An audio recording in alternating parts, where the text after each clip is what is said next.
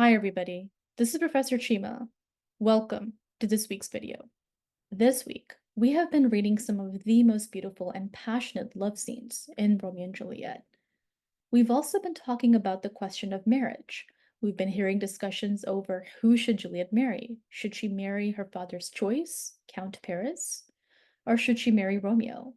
So with that, I think it's important to fill out the blanks a little bit more with respect to the whole question of gender in the Renaissance. And the lens that I'm going to take into discussing gender in the Renaissance is that of the paradox. That is to say that gender is not that straightforward. It's a little bit complicated. We need to unravel the threads of this particular discussion and topic. So I'm going to go ahead and start with the question of eroticism and sexuality in the Renaissance. We've been seeing some of that with the love scenes in Act 2 and 3. I'm going to go ahead and talk a little bit more about the Renaissance concept of marriage. What does marriage look like in the Renaissance? I'm going to go ahead and talk a little bit more about patriarchy in the Renaissance.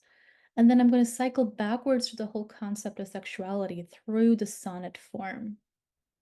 So with that, let's go ahead and move forward. So how do we understand gender as a Renaissance paradox? What is a paradox, first of all?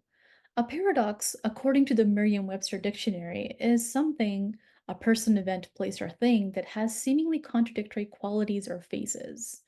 The painting that I have on the slide to exemplify that idea is the procession portrait of Queen Elizabeth, painted most likely by painter Robert Peake, circa 1600 to 1603. And it's interesting because even though we know that the Renaissance is a time when patriarchy is predominant, when men have institutional, social, cultural power over women, this is also a time when you had one of the most powerful women monarchs in all of history, Queen Elizabeth I, ruling over England. And so we have this interesting paradox between ideas of gender that do speak to male control over women, that do speak to male power over women's bodies and sexual choices. But on the other hand, we have so much of the art and literature speaking to, praising, grappling with the idea of a woman having absolute power. The Renaissance as a period is defined by an embrace of eroticism. And it's important to say that because sometimes students think that the Renaissance is similar to the Victorian period when there's this tight suspicion and control of eroticism and sexuality. And that very much is not the case in the Renaissance. There are a couple of reasons for that. In the Renaissance, there is the rebirth of classical learning. There's this unearthing, this translation, this turn towards classical models, classical writers from the Greco-Roman period. And so with that comes this celebration of the body and a celebration of sexuality. One of Shakespeare's most favorite writers of all time was Ovid, the great Roman poet, who is known for his collection of sensual poems, the Metamorphoses. And Shakespeare would riff on and take up many mythological themes from the Metamorphoses in a numerous plays, including A Midsummer Night's Dream and his long poem, Venus and Adonis. In the Renaissance also, you have the Reformation and the Counter-Reformation. In 1517, Martin Luther nails the 95 Theses to the door of the Wittenberg chapel in Germany. And with that, he launches the Protestant Revolution. The Catholic powers at that time, which are primarily centered in Rome, and the Spanish Habsburg Empire launch the Counter-Reformation, which is this attempt to reform Catholicism and also militarily fight back against Protestantism and to regain and retain control of the religious destiny of Europe. With this rise in religious warfare, you have a pushback against religion as the predominant lens of meaning making, of understanding the world, as was the case in the medieval time period. So you have the rise of secularism, you have the rise of humanism, and so that again creates cultural space for celebrating the body, for celebrating sensuality, for celebrating sexuality. As an example of what I've been describing here, let's go ahead and turn towards Renaissance art. So on the very left of this panel, I have Botticelli's famous painting, The Birth of Venice. painted circa 1585 to 1586. And we can see this again, the references of classical mythology and like, this celebration of the body, of the beauty of the form. On the rightmost side of the panel, there's a portrait of George Villiers, the first Duke of Buckingham, painted by Daniel Meitens the Elder in 1619. And the Duke of Buckingham was the prime minister of sorts to James I, who was the successor to Queen Elizabeth I. And according to court gossip, he was also James I's lover. And so within this painting, we can kind of again see the celebration of the beauty of the male form. In Renaissance clothing for men, there's this emphasis, this showing off of men's legs. You have these like tights, these long tights that men would wear, and the heels and the tights, and it's just again very much celebrating the body. In the center of the panel, we have Hans Holbein the Younger's portrait of King Henry VIII, painted circa 1537. And this is the infamous King Henry VIII of the Six Wives. So again, we have, with the stance, we can see this pride, this showing off of the male form. King Henry VIII, before he became grossly fat, was considered to be a very fine-looking man with a fine body, and he was considered to have very attractive legs as well. And so again, there's this showing off of his calves, of his legs in this particular outfit, in this particular painting. And something that I want to draw your attention to is the bulge in the middle of his garment. And that is what is known as a codpiece. So it's a triangular piece of clothing. It could be made of cloth, it could be made of leather or metal that's attached to the scrotum area. And it's again meant to emphasize and to draw attention to that area of the male anatomy. After discussing Renaissance eroticism, we need to talk about Renaissance marriage. What is the concept of marriage in the Renaissance? Which again is important to understanding the decisions made by the characters in Romeo and Juliet. Even though there's a celebration of the body, of sexuality, there's also the idea that the only culturally, socially, legally sanctioned space for experiencing that really is marriage. Renaissance drama is full of fascinating characters who experience and demonstrate sexuality outside of marriage. We have bawds, we have prostitutes, we have transvestite women, we have all sorts of fascinating characters, but they are considered to be outside of the pale of respectability. So once again, there is this immense privileging of eroticism, but eroticism within the bounds of marriage. And so within Romeo and Juliet, when we have this scene of them expressing interest in one another, them falling in love with one another, and then we have Juliet very quickly propose marriage, right, on the balcony scene. And so that's not an aberration. That is, again, culture that is connected to this cultural privileging of the idea of marriage as a site for exploring sexuality. According to scholar John Walter, marriage defined the achievement of social adulthood. So it is upon the time of marriage that a person was considered to be an independent adult with their own household, with their own responsibilities, as an independent member of the community. Couples were expected to be financially independent at the time of marriage, which is perhaps not so dissimilar from today. The age of majority for women, when it was considered to be acceptable or encouraged for women to enter into a marriage relationship, was 14, and for men it was 21. And again, there's this idea that men needed to take on additional responsibilities and to be in a position to do that before they can go ahead and become the head of a household. So with this age of majority, we can see that Juliet at 13 is considered to be incredibly young to be considering marriage proposals. Aristocratic marriages, of course, were contracted earlier with the aristocracy because marriage is not simply a contract between two individuals, it's between two estates, between two families. It's about the transfer of property, of wealth, which is again referenced in Act 3 of Romeo and Juliet. Um, these sorts of decisions were begun a lot earlier. So negotiations for marriage were begun, when the couple in question were often children, but then upon reaching the age of majority, these marriages were contracted. So, for instance, the poet Sir Philip Sidney, who I'll talk about a bit later, um, is engaged to Penelope Devereux as a very young teenager, when they both were very young teenagers. However, if you are a member of the lower class, of the working class, and you have to work to accumulate the finances to be able to be independent and to be in a position where you can marry, then that process can take longer. And so women from the lower classes conventionally married at around 23. Once again, going back to the idea of paradox, we need to complicate the question of marriage and sexuality by talking about patriarchy.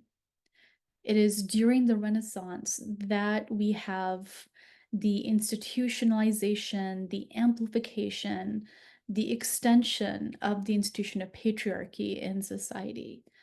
There is this development during the Renaissance of the idea of the domestic sphere or the private sphere, which is considered to be the proper sphere for women. Surprisingly, this doesn't really exist in the medieval period. In the medieval time period, you had women who were very much part of the public space. There wasn't this idea of a separated private sphere that they should be occupying. They were in charge of running the manor. You have stories of King Arthur where his wife, the adulterous Queen Guinevere, has immense political power and immense sexual power.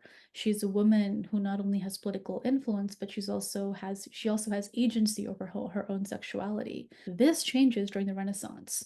With the rise of the idea of the domestic sphere, there is this containment of women's sexuality. During the Renaissance, women were considered to be male property, the property of their fathers before their marriage and their husbands after marriage. This particular idea of women as property is the inheritance of Roman law. So again, as I mentioned, there's a celebration of sexuality and eroticism, but there's this also containment of that sexuality within spheres, within spaces that are considered to be um, specific to women. So when you're reading the play, when you're reading Romeo and Juliet, think about the public space. Think about spaces where we see male energy dominate, and think about spaces where we see female energy dominate that are considered to be governed by feminine characteristics. And think about male characters who penetrate towards the female space and what characteristics they need to demonstrate mastery in to do that. And vice versa, think about female characters, right? Like the nurse who goes out into public male spaces, and think about the characteristics that they seem to demonstrate. Bringing it back to the idea of paradox, with everything that I've mentioned, with the idea of women as property, which is linked to ideas of sexual propriety and sexual conduct, this is also a time when England is governed by an immensely powerful woman monarch. The two paintings I have up here on this particular panel, the very leftmost one is Vermeer, the great Dutch painter, his painting The Concert in 1664. Vermeer, if any of you are fans of him, you know that he is celebrated for these beautiful lyrical paintings of domestic life, usually centered around women characters, women figures, doing these mundane tasks, but the way he manipulates light, he just takes the ordinary and makes it sublime. And so you have women, with instruments, you have women drawing or looking at maps or reading books. And so with the Vermeer's painting, you very much see this idea of women and the domestic sphere, the sphere that is considered to be proper for proper women. And on the other hand, on the right, I have a portrait, the Ditchley portrait of Queen Elizabeth I, who is subverting many of these ideas. So we have the Queen, and you can see that she is standing upon the map of England. And so there's this idea of power that's embodied in her figure, of authority, of power, of sovereignty, this identification of her body with the map, with the territory of England. So she very much is not operating within that modus operandi. Here I'm going to go ahead and cycle back to the idea of sexuality that I began this particular presentation with. The literary sphere where we can see that is the sonnet, is in the poetry. So the sonnet form is first developed in Italy by the great Italian poets, Petrarch, Dante, and other poets. In the poetry, we have this lyric exploration of the poet's feelings, of the poet's love for a beautiful, aristocratic, and unobtainable lover. Sir Philip Sidney becomes one of the first practitioners of the sonnet form. His Astrophel and Stella is published in 1582. We also have Edmund Spenser, and another influential English writer who writes his sonnet collection, the Amoretti, published in 1585. Shakespeare becomes a noted poet later on after this first generation, and he takes the sonnet form and then he makes it his own like none other. And in fact, he develops his own form of the sonnet called the Shakespearean sonnet. I've talked about his sonnets before, but to give some additional information, his sonnets were collected and published around 1609. Scholars have divided his poems, his sonnets, into two main series. The first is a series of poems that he writes to a devastatingly handsome man called the Fair Youth, who is somebody from the aristocracy. And the other series is a set of sonnets that he writes to somebody called the Dark Lady. And we don't know the identity of these two individuals for sure. There's some guesses as to who the fair youth might be, but then there's no way to concretely prove it. And the Dark Lady is a complete mystery. So once again, we have these beautiful unobtainable lovers within these two song cycles, and that speak again to this exploration of sexuality with both men and with women. I'm going to now go ahead and read one of my favorite sonnets because I love it, and I think it's just like one of the most beautiful poems that he's ever written. This is Sonnet 29.